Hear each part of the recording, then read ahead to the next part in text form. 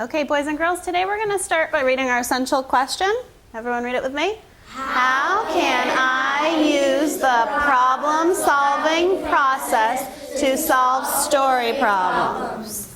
I always introduce a lesson by starting with the essential question and the standard, and the students understand what our end goal is by the end of the lesson, what they should know. For example, today it was how to use the story problem process to solve a story problem, so they knew by the end that they should know how to answer that question. So for the past few days, we've been working on solving story problems in math. On Monday, we worked on addition story problems. Marquise, can you tell me what type of story problems we worked on Monday with addition? Can you tell me about one of those types? Okay, what is an adding to problem, Marquise?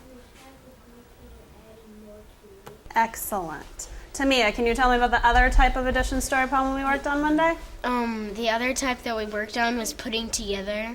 And what is putting together problems? Where you have two groups and you're putting it together. Great. Yesterday we worked on subtraction story problems, and we talked about the two different types of subtraction story problems, which is a little bit more tricky. Cameron, can you tell us about one type of subtraction story problem? The type of story problem we worked on yesterday was taking from. Okay, can you tell me what taking from story problem means?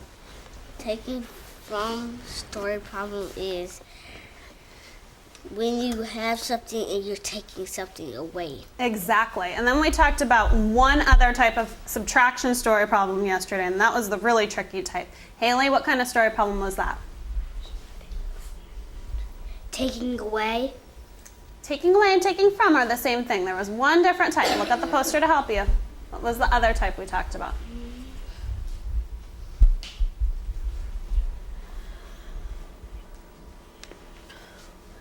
Where is the poster? Right up there. On the Types of story problems. Adding to, putting together, taking from, and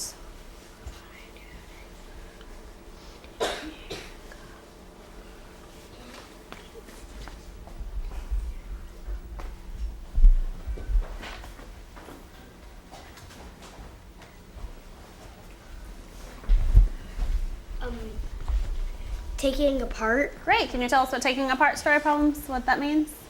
Taking apart story problems is when you have a group and you're taking away some of it.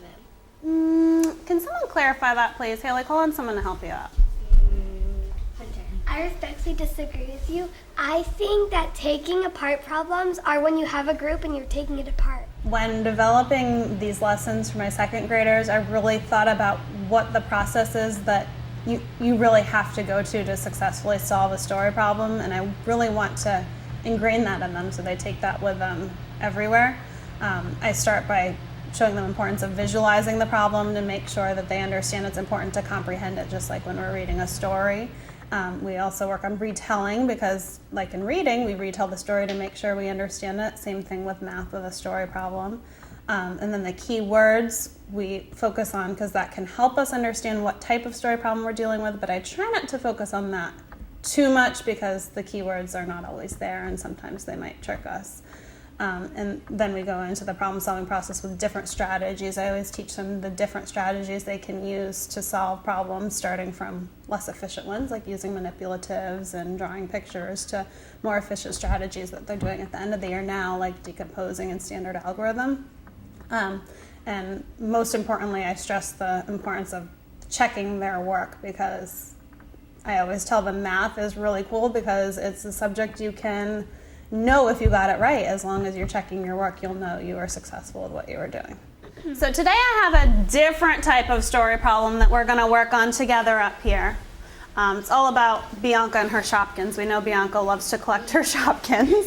So let's start by first reading the problem through. Bianca has a collection of 326 Shopkins. Haley has 298 Shopkins. How many more Shopkins does Bianca have than Haley? All right, so what are we going to do first to solve this problem? What's our first step in our problem-solving process? We've read the problem. Now we need to do what? Alyssa? Visualize the problem. Okay, we're going to visualize the problem. Everyone close your eyes. Ready to make a movie? Bianca has a collection of 326 Shopkins. Can you imagine that? Yes. It's easy to imagine, isn't it? She always has her Shopkins. Haley has 298 Shopkins. Imagine that? Yes. Okay.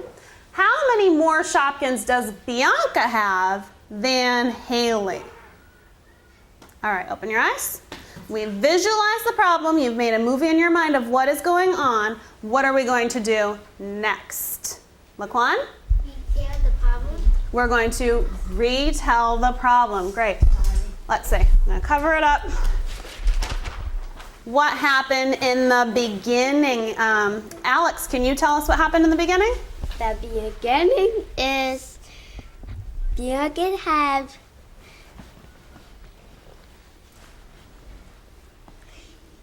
It's okay if you don't remember the exact number. Bianca had what? 29 Shopkins. Okay. So Bianca had, 326 Shopkins, right? He was pretty close. What happened next? Wilkin, can you tell us what happened next? Haley had 298 Shopkins. Did he get that? Yes. Okay. Let me see. Do you remember the question, Bianca? What's the question? How many more Shopkins does Bianca have than Haley? All right. Did you get it? Yes. All right. So if we know we can retell the problem, we comprehend the problem, we're ready to move on to our next step. What are we going to do after we know we comprehend the problem and can retell it? Mia, what are we going to do now? Write the initial. What? Write the equation. We're skipping one step, I think. Can you fix that by looking up the... Circle and underline keywords and numbers. Trayton, help us out. The first one would be collection Okay, why collection? Why is that going to help us? because it's telling us how many like they have. Collection's telling us how many they have?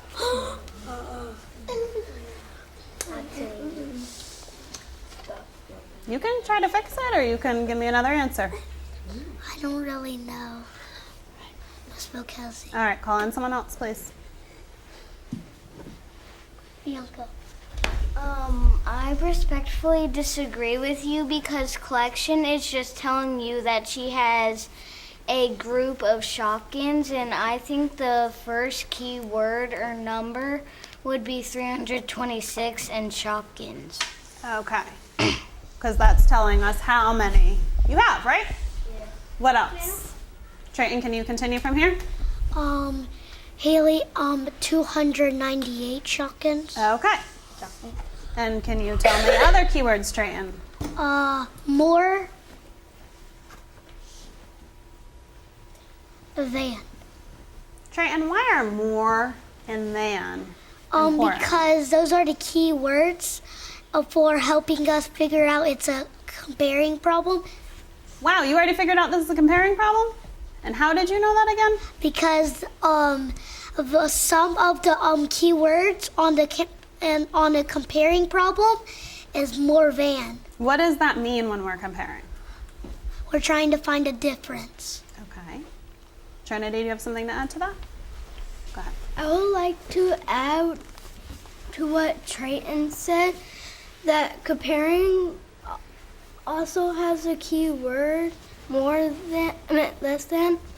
Sometimes we might see less than. True. Yeah.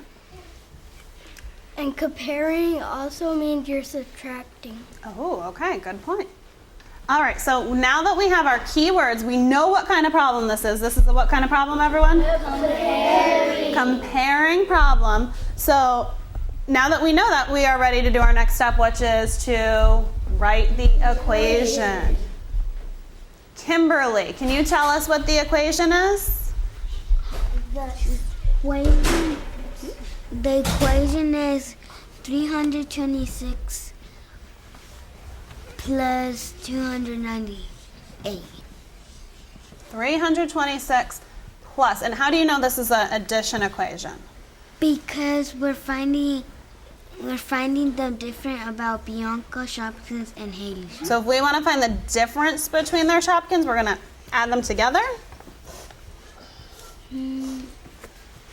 Can someone please respond to Kimberly? Bianca, I respectfully disagree with you because we're comparing, and that means we're finding the difference. And when you find the difference, you either subtract the smaller number or you either add to the smallest number to get to the biggest number. Okay. And if we added these two together, would that be telling us how many more Bianca has than Haley? No. Would we be comparing the two of them? No. So what would the equation be, Laquan? 326 minus 298. Okay. Do you understand, Kimberly? Okay, and it's going to equal something. Now we have our equation. Next we have to do what, everyone? Solve the problem using a strategy. All right, let me see. Marquise, what strategy would you like us to use today? We could use standard algorithm. We could use decomposing with subtraction. Doesn't really work that well. Algorithm. You want to try standard algorithm? All right, so we're going to set up our equation, line up our hundreds, tens, and ones. And then if we're using standard algorithm, we always need to start in what place? The ones place. Okay, so 6 minus 8 equals? Can't do that. So I need 2. I'm going to go to my tens. My 2 is going to become a 1. And my 6, if I bring a 10 over there, is going to be a 16. Okay, 16 minus 8 we can do, right? What's 16 minus 8? 8. 1 minus 9. You can't do that. So what am I going to do? Regroup. Where am I going to go to regroup? The hundreds. So my hundreds is going to become a 2. And if I put 100, that equals 10 tens. 10 plus 1 10 will be 11. 11 minus 9 is 2. And 2 minus 2 is 0. All right. All right, I'm done. No. See you later. What did I not do yet?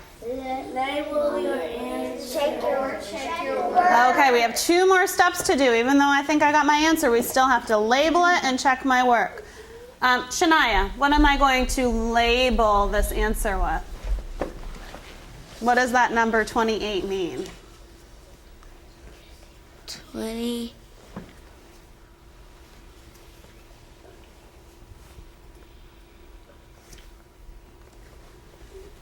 Am I talking about 28 puppies? 28 Shopkins. Okay, the problem is all about 28. Shopkins. And what about the Shopkins?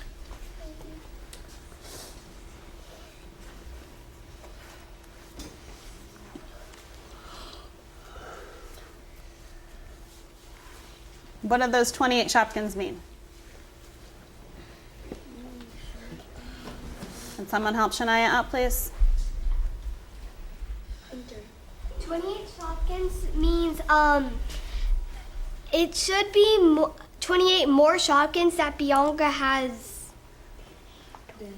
That Bianca has 28 more Shopkins, or are we comparing it to something? Bianca has 28 more Shopkins than Haley. There we go. So we're comparing how many she has to Haley. So we know Bianca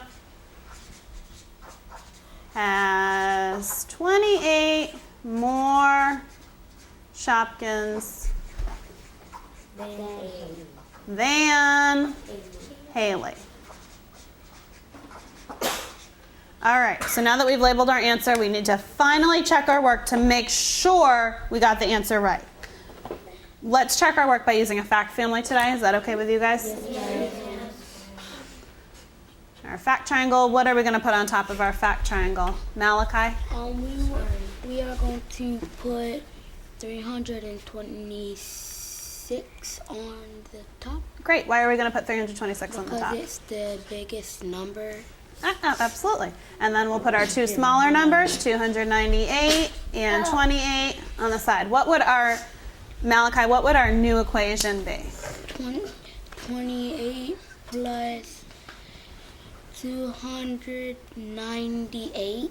Okay, and we're going to be adding since we just did subtraction. So we're going to do 28 plus 298. Notice how I made sure to line up my ones, tens, and hundreds again. Very important. 8 plus 8 is? 16. Now I can't write 16 in my ones place, right? So what do I put in my ones place? 6. And I bring my 10. That's a 10. We carry it to the tens. 9 plus 2 is 11. Plus 1 is 12.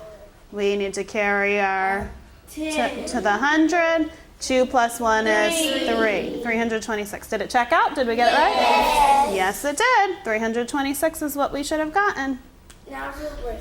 All right. Yes, our rubric. Story problem rubric. So let's see here. Did we get a check plus? All problem solving steps are used. Yes. We use all of our problem solving steps. Yes. Did we arrive at the correct answer and check our work? Yes. All right. Then we got a check plus. Easy peasy. All right. Why is it so important that we go through all those problem solving steps when we have a story problem? Turn and tell your partner. Rubrics are an important part of assessing students' work and students self-assessing their own work, and we've used them consistently through all subject areas since the beginning of the year.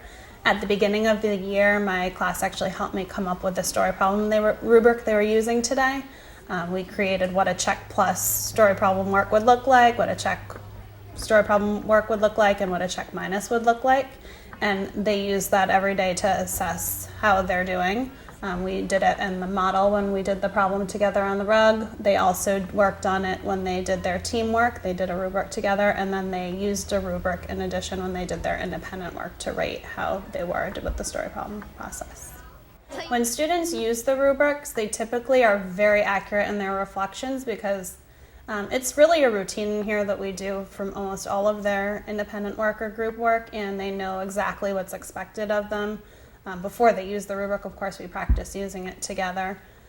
They oftentimes will notice that they're struggling with something, and that's when they make goals. We use their success binders, and they make goals based on what they need to work on, and then they use those goals to practice when they go to centers. They pull centers based on what it was that they needed to work more on. So some students, their goals have been story problems, so when they finish their independent work, they'll go to a story problem center to work harder on that. Cameron, can you please tell me why your partner thought the problem-solving process was so important? Me and my partner agreed, and we said that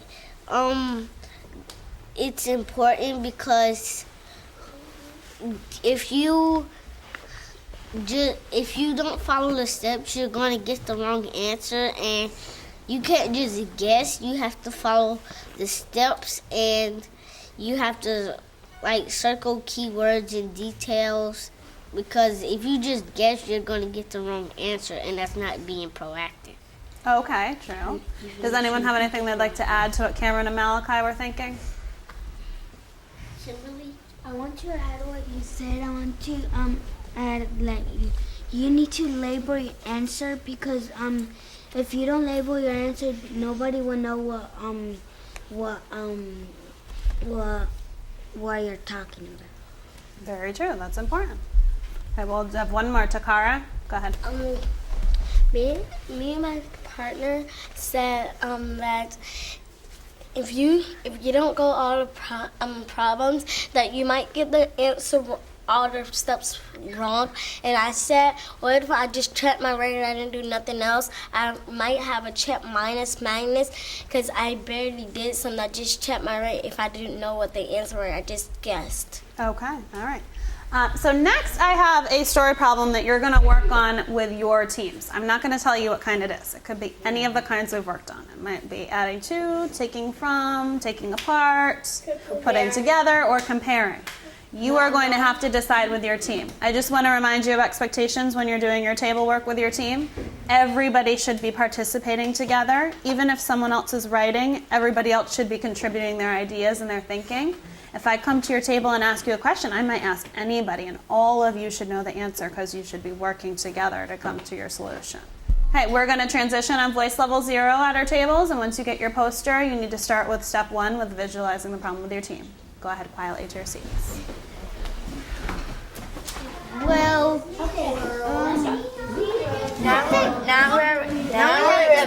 Alex, what problem do you think this is? it's before we decide the type of story problem, shouldn't we be doing something else first after we've read and visualized? What should we be doing after we've read and visualized? Keyword numbers. What are you doing? You're supposed to underline circle keyword. Oh, outside. After we visualize, we underline circle keywords. Boys and girls, look at the poster over there. I feel it's really important for the students to work collaboratively in teams. It's a life skill that they need. I purposefully make my groups in my classroom so I have a variety of abilities at each table group.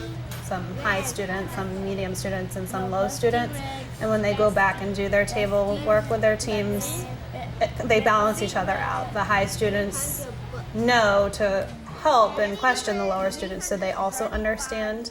I make sure that they're all getting what they need from their group works, because when I walk around I question them and I'll pick out the students that I know don't always know the answer to make sure that they are understanding from their partners at their table and that they're all working together. What kind of book? 392 Non-fiction. non-fiction book this year. Okay, did they get that? Close. Yeah. He was very close. I know. Very close. I know. How many? How about Alex does the question? How many books did Busty read? Did he get the question right? No. All right, so let's make sure we clarify that so Alex understands. Hunter, uncover the question so you guys can talk about it. Alex, what you did not do is you Read the question together. How many more fantasy books did Bessie read than non-fiction? So pay attention to the but question. but Alex said how many more fantasy books did Bestie read? But it says how many more fantasy books did Bestie read than non-fiction? I don't think he said more. He didn't say more. He didn't say more, and that's important, right? He didn't say more than. Then those are important things. That tells us what type of story problem it is. Okay, so what are we going to do next? We've retold the problem. We understand. Words and underline. Okay, go ahead and get started. Is it my turn? Come on, Annie. Guys, make sure you're talking about why are you circling and underlining so everyone understands. You didn't stop. You need to go slowly and so everyone understands. I think we should underline more because Start at the beginning, please, and talk about why we're underlining those. 335 because that's an important number because that's gonna tell us how we get the equation. Okay, and someone go ahead and add to what Juan said for the next part. I'll add on what Laquan was saying. Alex. It's okay. I'll add on what Laquan was saying. 298 books, non-fiction. So I think 298 non-fiction books is What help us get the important equation? to help us get the equation by using both of the numbers. Okay, and what else? I would like to add to what Shania said. You can also use those two numbers because those two numbers help you figure out the equation. Also, they help you get the essential question. Okay, so Laquan, do you see any other keywords and numbers in that problem? Yes. What? I think books. Why? Because that's our unit that we're talking about. Okay, and Wilkin, what else do you think? But I think the keyword more and than is telling us more. Alex underlined more. No, I mean than. It's telling us we're comparing because these two are telling us that we're comparing in the problem. problem because if it didn't have these two and it just said more, it would be in addition. Okay. So what are we comparing? Hunter, what are we comparing? We're comparing how many fantasy books she read and how many non-fiction books she read. Okay. Team, continue and make sure that you're going through all of the problem-solving steps up there so you can earn that check plus. Kimberly, can you tell me about this problem? What kind of problem is it? This is comparing problem because we found the keyword more and then, Okay. and What are we comparing? Monday and Tuesday. Are we comparing the days, Monday and Tuesday? But how many umbrellas did they sell? How many what? How many umbrellas They sold? Good. Okay. So what operation are we doing to solve this problem, guys? we're doing subtraction. All right. Why are you going to subtract it? Because we're doing some comparing. Okay. Are you finding Comparing it? means you're finding the difference. All right. All right. So I see that you've done your standard algorithm as your strategy. You got your answer. Did we check our work? Yes. And it came out right? Yes. And you're done with the rubric too? You guys are a speedy team. All right. I'll bring some markers over. You can start going over the markers. I do have an inclusion ESE class. I have 9 students who have learning disabilities, so my small groups are constant throughout the day. I try to pull them at any chance I get because those children benefit much more from having small group or one-on-one instruction. I pull them based on whatever the skill is and what I saw them doing the previous day or that day when their group work or during the mini lesson, what I saw that they needed. I try to differentiate activities as well. Sometimes they'll be working on the same thing everybody else is doing, but sometimes it'll be something completely different because their goals are not always the same as the rest of the classes. How many, I think you need to read that question again. Let's read it together. How many more seeds did Ben plant this spring than last spring? So now underline and circle keywords and numbers. You can check off you visualized and retold. You did a good job with those. So, Were we able to retell? Mm-hmm. Everyone understood the problem? Okay, so now that we retold, now we can circle and underline keywords and numbers, right? Oh. Yep, you can check off you visualized and retold. You visualized and retold. And now you need to do your circling keywords and numbers. So you're getting the equation, Alex? Can you explain to me how you got that equation? Because he got that equation because it got that equation. How did you know this was subtraction? Because I checked the more and then Oh, what does those words mean? What kind of problem is this? subtracting. What kind of subtracting problem if we see more than? Look up here, honey. More than means it's a comparing problem. Add. Are we going to add when we compare? If we want to find the difference, no, we subtract. You were right about the subtracting. Okay, I see you have 10 plus 6. Where did we get 10 plus 6? What words told you that we're putting 10 and 6 together?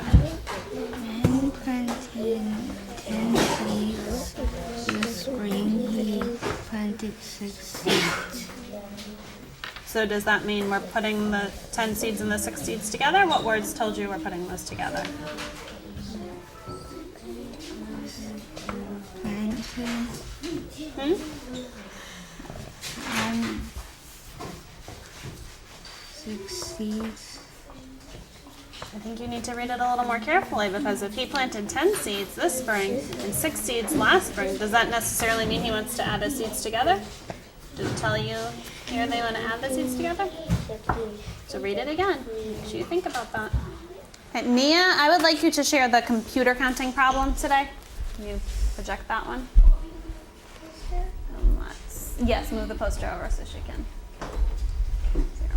While Mia is sharing, boys and girls, you need to make sure you're listening and thinking of questions you can ask her to make sure she's thinking through all of her steps and doing exactly what she needs to do to solve the problem. Do you want me to read the problem? Alex, come on, quickly. Yes, you can start with reading it. Hold on 1 second. Alex needs to join us. I'll take the pencil. Thank you.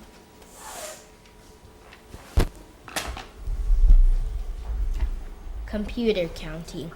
Mr. Tripp has 165 desktop and laptop computers in the computer lab. If 85 computers are laptops, how many computers are desktops? Okay, so she started by visualizing the problem, retold the problem, right, Mia? Circled and underlined keywords and numbers. Can you tell us what your keywords and numbers were and why? What one? 165 was a key number because it's telling us how many we have, the group of laptop and desktop. So and then I underlined desktop and laptop computers because it tells what we're talking about. Also, I underlined 85 computers, well, laptops, because it's telling us that we have 85 laptops, and then it said how many computers are desktops. Okay. I continue. What did you do next? So what I did next was, since I knew 165 was the group, I took 165, and then I knew that 85 were laptops, so I wrote 85, then I subtracted, and I got 80. Can you explain how you knew to subtract those and what kind of problem this is? Explain your thinking behind that. And everyone should be a good listener right now. This is a taking apart problem because we have a group, and we have some of this group and some of this group that's different from one part of the group that we're trying to find out. What is our group, Mia? 165. 165 what though? 165 desktop and laptop. Okay, and what part do we have? 85 85 what? laptops. And we're trying to figure out How many desktops we have. Okay, good. So when I subtracted, I got 80. And then I checked my work and I did decomposing. So I did 80 plus 5, 80 plus 0, then I added 80 plus 80, and then 5 plus 0, and I got 160 for 80 plus 80, and 5 plus 0, and then I added it all together, and it equals 165. So was your answer correct? Yes. All right. Mia, I would like you to call in one volunteer and one victim to respond to what you did with your story problem. You that it was 80, and because I didn't decompose, I did standard algorithm. I used it to do I used it to add 85 and 80. After I got my answer, which I subtracted 165 minus 85, and I got 80 since 5 minus 5 equals 0, and 6 minus 8, that can happen. So I crossed out the 1 and turned it into a 0, which would equal 0 on the bottom. So I wrote 0, and then I subtracted 16 minus 8, and I got 8. So it was 80. Then I had to, then I subtracted 80 minus, 85 minus 8. I added 85 and 80, and I got 165. So 80 was my answer, and I wrote it down. Okay. Tamia? I want to respond to Haley because she said after she made 1 0, she said that she subtracted 16 from 8 and got 8. I want to respond to her because I did that because I couldn't do that, and since I did 16 since I couldn't do that, and I had to regroup with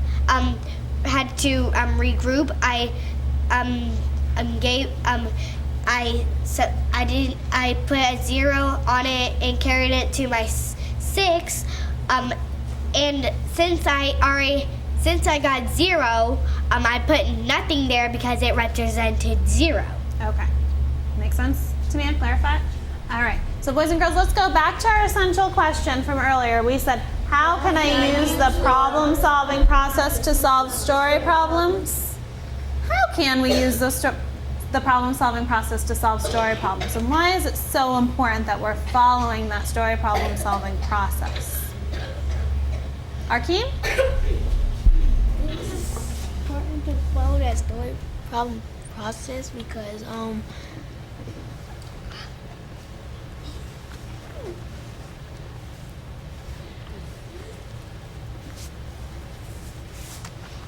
Why was it important that we do all of those steps? Visualize the problem, retell, circle keywords, solve the problem using a problem-solving strategy, check our work, label, and answer.